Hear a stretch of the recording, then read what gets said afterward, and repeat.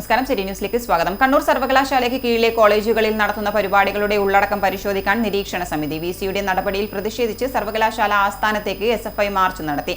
ജില്ലാ സെക്രട്ടറി ശരത് രവീന്ദ്രൻ സമരം ഉദ്ഘാടനം ചെയ്തു. പരിപാടികളിൽ ദേശവിരുദ്ധ ഉള്ളടക്കമുണ്ടോ എന്ന് പരിശോധിക്കാനാണ് സമിതിയെ നിയോഗിച്ചിട്ടുള്ളത്.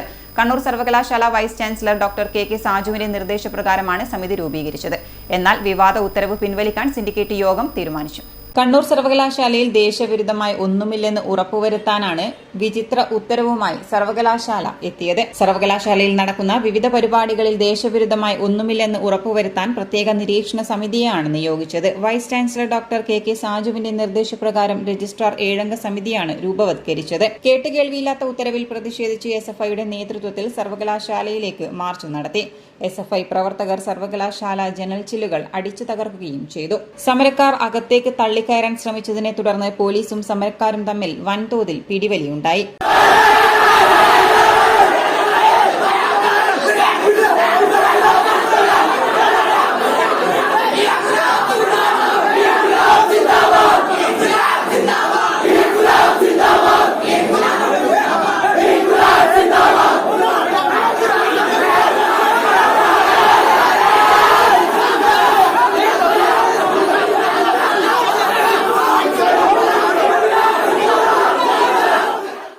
ഏതാനും പേർ മറ്റൊരു വഴിയിലൂടെ അകത്തേക്ക് കയറാൻ ശ്രമിച്ചതിനെ പോലീസ് തടഞ്ഞതിനെ തുടർന്ന് സമരക്കാർ ഗ്ലാസ് അടിച്ചു തകർക്കുകയായിരുന്നു. പിന്നീട് SFI നേതാക്കന്മാരെ VC ചർച്ചയ്ക്ക് വിളിച്ചു. ചർച്ചയിൽ ഉത്തരവ് പിൻവലിക്കാമെന്ന് VC സമ്മതിച്ചതിനെ തുടർന്ന് സമരക്കാർ പിരിഞ്ഞുപോവുകയായിരുന്നു.